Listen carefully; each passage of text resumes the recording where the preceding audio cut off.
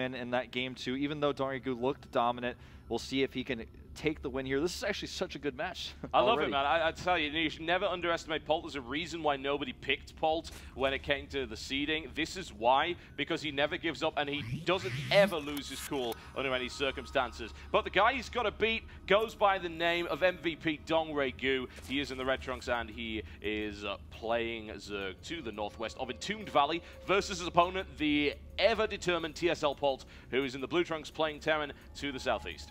You actually said that too, determined, when you were watching him go through it. He was just so determined to break through that creep and get to Dongraegu's base. And Dongraegu made a few mistakes there, and Polt capitalized on them. That was such a cutthroat game where Polt just said, "This is it. It's make it or break it time. I have to go now." And Dongraegu did not expect him to have that much. Polt, such a great job with his macro. I have to say that in both Game 1 and Game 2, even though Dongraegu had so much better economy and it looked like he was trading better, every time I look at Polt's supply, he's either maxed or he's like ahead of supply at Dongraegu. A lot of the time I'm like, wow, how can this be? He just does not miss a beat. Yeah, really nice decision to actually add on those 2 factories at that stage as well, because even though he did lose on the first push with the 4 tanks, he gets that number up nice and quick again. And I don't think DRG was necessarily expecting that many tanks to come out that quickly. And the second time he attempts that trade, we got Polt absolutely prepared for it and is able to split unbelievably well. Even on creep, he splits unbelievably well. And that inefficiency didn't work because there wasn't that massive economic gap that we saw in Game 1. Yeah.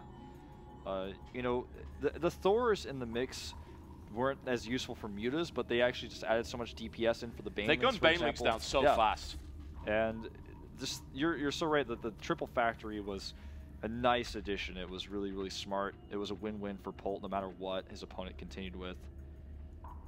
So let's talk a little bit about the strategies going down here. We see no gas coming down for Polt. It's going to be scouted, and 1 gas will be denied by Dongraegu.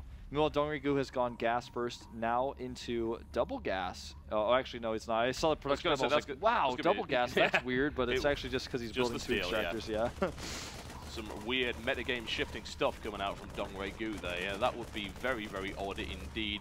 But no, that's not what we're seeing. So far, so standard from both players at this stage. Yeah, you know, there are cross positions here, and I think we're going to see Polt do the exact same build he's been doing. He's going to double gas now. Will he go into cloak again? I don't think so. Not at these positions. I think the reason why he did it last game was because they were close by air. It ended up working out really well for him because Dongraegu did that aggressive attack, and he was able to kind of use the Cloak Banshees a little bit. But again, they didn't do that much damage. He was well defended. He didn't use them through the mid-game either. I remember we kept seeing a shot of like the Cloak Banshee in the north that was just not really doing anything. He didn't really make those Banshees work as well as he could have. This will have to be canceled as it does take 3 Marines, and the 3 Marines are there. What is Polt's next move here? Does he take the second gas? Oh, he's actually already taken it as national. That is so cool. I'm loving that. That's so cool, Yeah, man. That's great. That's something we see from Zerg an awful lot, but we don't see Terran do it that much. Yeah. So it's neat to see. He's already mining gas immediately from there. So he's taken a 3rd Commander at the natural, or at his 3rd rather than building it in his main. Yeah, he's playing really greedy. He's pulling out all the stops here for Game 3, and I really like to see that. Yeah, this is going to turn this is either going to turn into something very, very epic, or Dongraegu is just suddenly going to turn on the heat and horrible things happen to Polt. But right now, we're not seeing that from DRG just yet. Spreading his creep, getting out a couple of extra queens. I feel that we're just going to see far more builds with additional queens added on thanks to that range buff, because it's just so huge at this stage. Dongraegu's not getting speed. He has 112 gas mine. I think this is a mistake. What is he doing with that? It has to be a mistake. Surely. Yeah, there's no other reason for him to have this gas at this stage. What is he up to? Yeah, this may come back to bite him here. This is actually a terrible mistake to have in the 3rd game of best of 3. He's got to realize it soon because, I mean, there's not much else we can say. I mean, with no speed, you're going to have slow Zerglings when your opponent decides to pressure you. Yeah. It may work out for him okay because Polt probably isn't going to be counting on him having no speed. He's not going to really be able to take advantage of that, but I don't know. He's still not getting it. I mean, I don't know. I hate this. I mean, if Polt actually figures it out, if he gets the opportunity to see slower Lings at this stage, he goes in with the Hellions, that could be potentially devastating. The thing is, if you think you press it, you're never going to go click on it to see how far away it's done. You kind of have that in your mind. Until it's like very obviously supposed to have been done, that's when he's going to find out. He's not noticing his gas at the top right either because he's put units back in the gas. So, oh man, this is actually just so unfortunate for Dongraegu. Now he starts it. Okay, he realizes. And I think he's going to be okay, but it could have been really bad. Yeah, Polt not trying to capitalize. Goes for 4 Hellions, no more than that, no craziness. And we're going to just do a little bit of damage to Hatchery. We won't be able to deny it, needless to say, with that. And it's almost like you don't even need the speed that early, thanks to the range 5 Queen. You're right. I mean, if your opponent does not push you, you will not need it. Yeah, although we should probably state unequivocally that that was not deliberate. You don't sit on that amount of gas. It doesn't earn interest. I mean, he literally mined 100 and pulled out, so it was like, you either get speed or you get a lair. Yeah, and you don't get a lair, so... Yeah, never mind. You know, even the greats make mistakes, and Dongraegu is not easily rattled even after that loss against Polt. So it's an error that anyone can make. Absolutely, man. Especially at this level when you're just doing so many things so quickly. We saw his APM earlier. He probably just pressed really fast, pressed N instead of M to research metabolic. And at this point, he's making 4 spores and just being totally prepared. That costs 200 minerals and 4 drones to do, but it's something that he's going to be okay with. Yeah, playing nice and safe against Polt. Just a little bit concerned that we get funky Cloak Banshee timing from him once again, as he is known to do, but no sign of that at the moment. Armory coming up immediately, going for the very heavy upgrade style. This is going to put him way ahead of Dongraegu in upgrades. He's going to be starting 2-2 very, very soon after 1-1 is on the way for Dongraegu. Getting that Baneling Nest now as well as the lair. Polt continue to be aggressive with these Hellions, but notice that he has not been able to deny really any creep, even though he has these. In fact, the Queens are going to aggressively push the Hellions away and then drop tumors down. It's so silly they can do that now. I'm not ever going to get used to that, I don't think. Well, I've said this several times in the past. I just do not really like the patch change, but we're just going to have to live with it. That we are, but I think we are seeing it in action without question. Zerg players taking full advantage of it in this particular tournament. And while we did have a very balanced racial makeup going in, I have a feeling that's rapidly going to be changing as we go through. Yeah, I agree. Zerg's doing really, really well in this tournament. Dongraegu and Symbol, notable examples. We do see Polt actually now taking a 4th command center. He's very aggressively expanding in this game, and I like to see that. Yeah, absolutely. After the first game where he was denied from doing just that, he is taking this opportunity to be super greedy. DRG not able to really do anything to it yet. He's adding on the Infestation Pit. Baneling's had Baneling speed coming up as well, but I have a feeling the lovely little decision just to take that very early second refinery down on the natural, let him smoothly go directly into 2-2 at this stage, and has put him in a great position to defend any kind of aggression that's coming his way, which allows him to play that greedy because he's got the upgrade advantage. Yeah.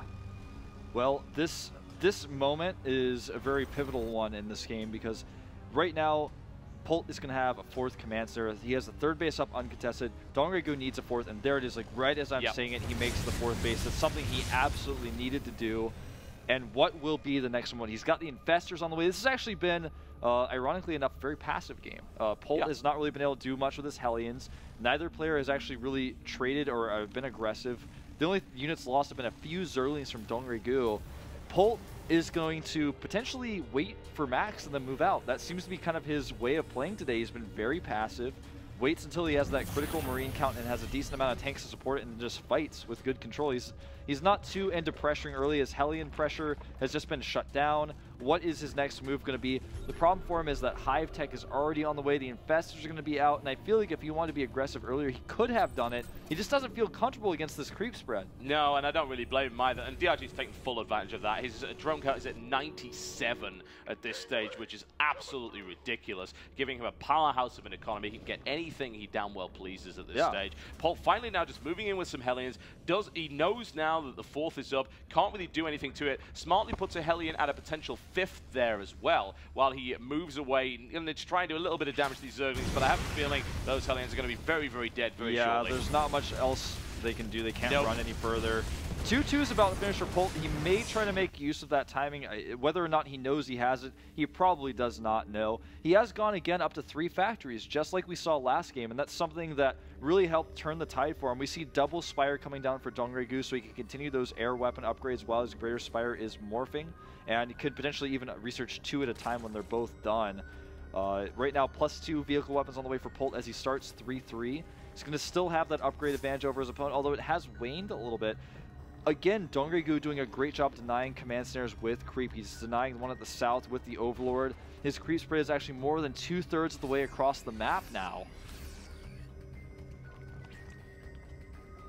And we're going to take a look at the poll results, by the way, for these two. It looks like Dongraegu having a 67 over Polt, so basically a 2-3 there, or I mean a 3-2, I guess you could say. Or actually, that's still not correct. I'm like actually just messing this up. One way or the other, not it's all 2 that to 1, surprising. 2 to 1. Yeah, is what I meant to say. Like given all these weird numbers, but yeah, pretty much what I expected to see. Great bungles going down, by the way, for Dongraegu.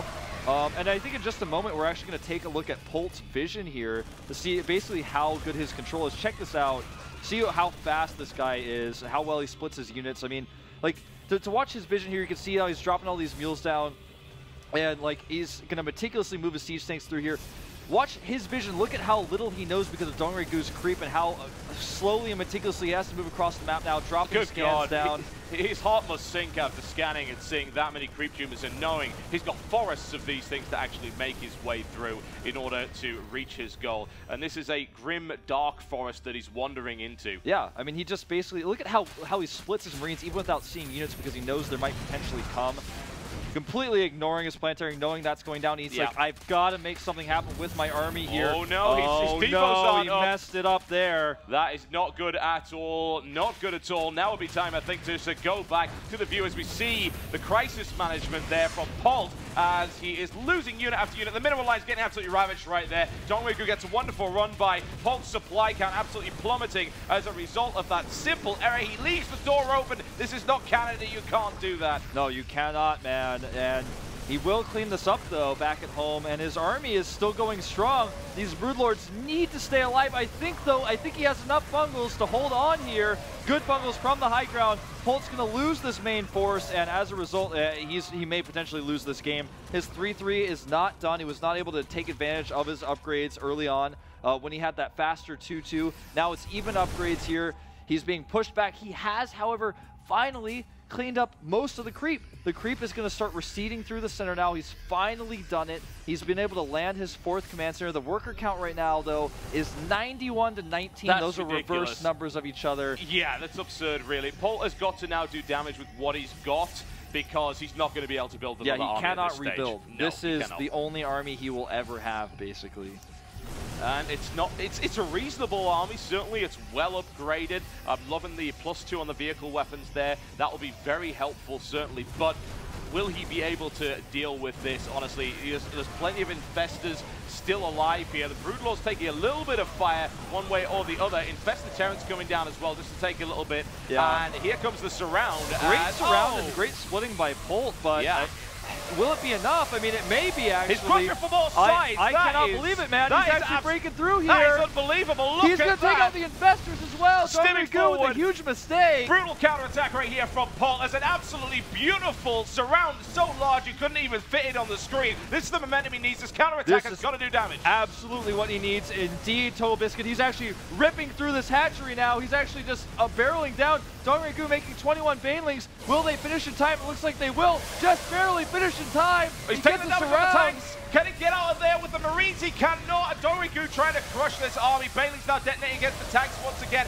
The Marines did not manage to survive aside from that little contingent in the back, which may be enough to continue to do damage here, but Polt falls below 100 supply. Reinforcing this is going to be extremely difficult. It's going to be difficult indeed. Look at the resources at the top right. Polt is barely able to produce these Marines. He's targeting down these Banelings as they morph. Dongraegu losing a lot of resources here, and Polt does continue to move in. Vikings even following this up, starting to take out Overlords here. Reinforcements coming in from the back right now, and he gets a nice round. Good bending detonation there by Dongraegu, locking down the units with those Zerglings, and Polt's army getting cleaned up here as Dongraegu continues to try and force him out of the base. It was such a beautiful counterattack. Looks like it may not be enough. Yeah, it's just not quite enough here. It looks like Dongraegu does hold. His Corruptor's now pushing this back, taking out the medevacs. Polt moving in with another wave, though, with his great macro, but these Banelings, I think, will be enough to hold, and if he actually gets caught up here and gets trapped, he's going to lose his entire army, an army he cannot afford to lose right now. He cannot afford to replace it.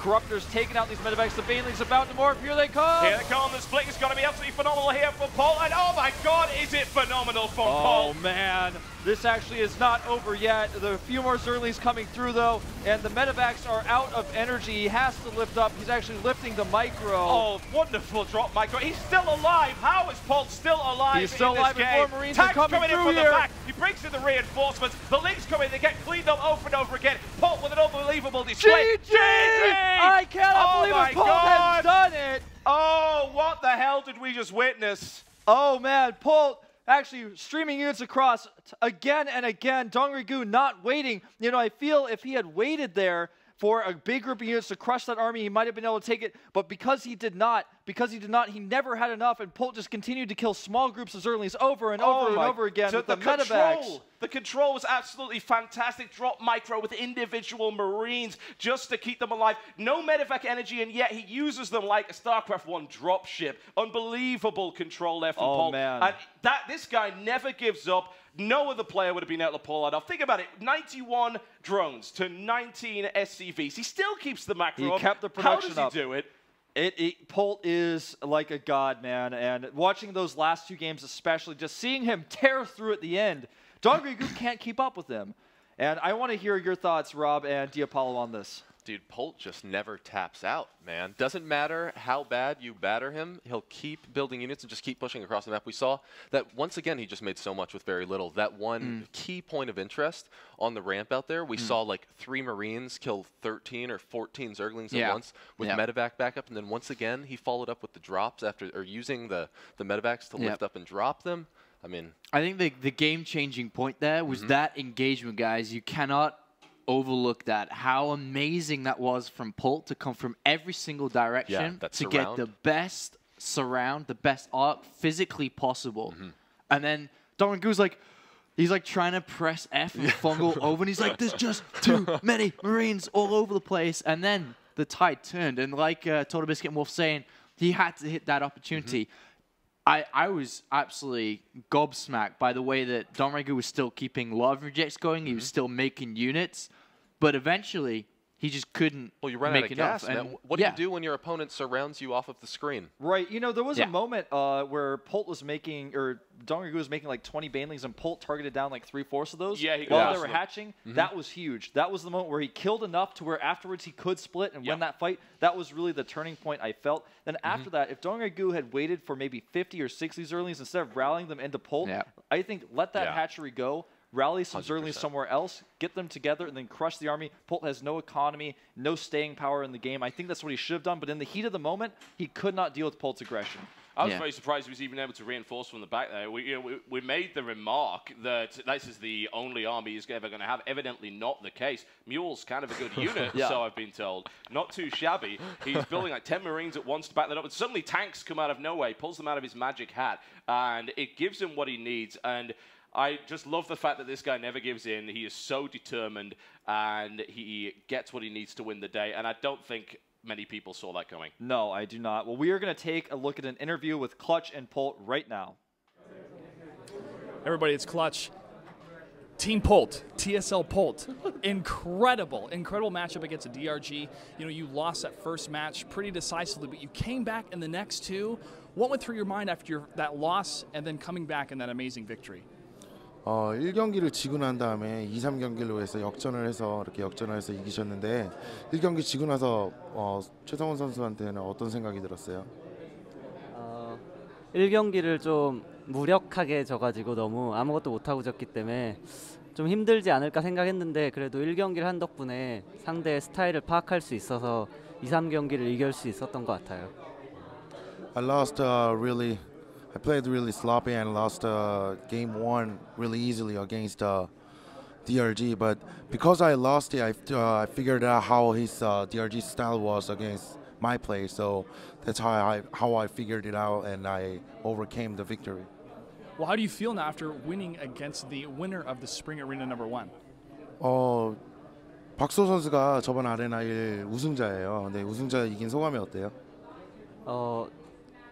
제가 생각하기에 가장 이 대회에서 힘든 상대였는데 이기게 돼서 정말 너무 기뻐요. Thought he was the the most hardest opponent in this tournament, most favorite to win. But I'm really, really happy that I actually won against him. Well, speaking of tough opponents, your opponent tomorrow is going to be Symbol. Symbol so far has been undefeated at the Spring Arena #2, and he's also your teammate. How do you feel about going up against him tomorrow? 네, 윤동현 선수랑 이제 팀킬전을 하게 돼요. 김동현 선수 요즘 기세도 좋고 또 오늘 이번 대회 때 지금 무패 행진을 계속 하고 있는데 뭐 같이 또 한번 이제 선수 팀메이트를 만나서 경기를 해야 되는데 본인 생각은 어떠세요? 이번 경기도 힘든 경기가 될 것 같아요. 요새 동현이 잘하고 있고 해서 기세가 많이 올라 있는데 저도 팀킬이긴 하지만 최선을 다해서 경기할 생각입니다. It's gonna be a tough match. I know how Symbol has been doing this lately. He's been great and he's been dominating. But although it's a team kill, I'll do my best to win. Well, Polt, thank you very much. Congratulations. Back to you guys at the desk. Thank you very much, Clutch, and what a way to round off today. It's been an awesome day. Yeah. Some fantastic games, and it's just going to get better thanks to this bracket. Yeah, it absolutely will. Let's take a look at basically where we are so far. You can see the top 4 finishers up here at the top of the bracket are going to be Polt, Symbol, Lenok, and Violet. And, you know, Violet taking out Grubby, that was something that a lot of people might have been disappointed by, but there's a lot of Violet fans out there as well. Grubby having a great showing over Oz, so that's something to note in the bracket. Symbol did take out Zaku. That was something that I wanted to clarify just one more time here, and that's something we saw in the interview as well. So Polt's going to be playing against Symbol tomorrow. That match may be just as awesome as the one we just saw. I can guarantee that it will be. I've seen those guys play before, and it was astonishing. It truly was one of the finest examples of ZVT I've had the pleasure to witness. And both of those guys are even better than when I last saw them play. So that's going to be great. And then, of course, we can have a look at this bracket right there. You'll notice we've got Heart versus Inori and Stefano MC. Yeah, that is going to be really awesome to see. Stefano MC especially. But, you know, Inori coming off of a win against Lucira, also taking out Thorzane. He's looking on fire. And I talked about this earlier today at the pregame show. Inori's been training really hard with TSL players. He's been improving a lot, but no one has really seen how much he's improved because he hasn't played in the GSL. He hasn't been playing as many foreign events recently, but I think now is his time to shine here. And he's going up against Hart, someone who beat Huck, who's known for, you know, decent TVP play. So this should be an exciting match to watch as well. I'm looking forward to it, man. There's not a single bad matchup in that bracket, honestly. Looking forward to that. We've still got loads of StarCraft coming up for you over the next couple of days. And we'd like to thank all of you, of course, for tuning into this pay-per-view stream. Hopefully you think you're getting your money's worth. I tell you, I got my money's worth out of that one game. That's all I needed. I'm done. You can have my pass now. I would pay the money just to watch that one game. Tell your friends about the VODs. Tell your friends to get the passes as well because there's so much content. You know, the multiple first-person view streams, for example. There are passes you can buy where you get access to the Anaheim Championship. That's very true. As well. $30 gets you this and the Anaheim pass with the full HD experience from that, which is absolutely awesome. Yeah. Well, I think that about does it for us tonight. It's been great working with you, man. We're going to show you the schedule, we'll see I the believe. schedule, of course. Let's have a look at it. Look at that. That is wonderful. We're going to be kicking off on the main stream with Dream versus Idra. Idra with a really early fall down to the lower bracket and is now facing off against 15-year-old Korean. Very impressive play from Dream thus far, but not quite enough to save him from the losers bracket, unfortunately. We're also going to be seeing Tevel versus Select, which I'm very interested by. Yeah, Alicia versus Oz should be really awesome to watch as well at 1 p.m. tomorrow. You know, both of them really good pros players. Oz a little bit struggling in PvP recently. Alicia's always been a kind of decent PvP player, but not one of the best in the world. And then, of course, everything else will be determined as it goes on. So no matter what, when you see all these little names on here, like Losers Bracket 2B, that means it's going to be an awesome player because that's all we have left. Yeah, pretty much. You can guarantee that it's been an amazing day so far. It can only get better from this point. Yeah. Well, we'll see you guys tomorrow at 12 p.m. Thank you so much for tuning in.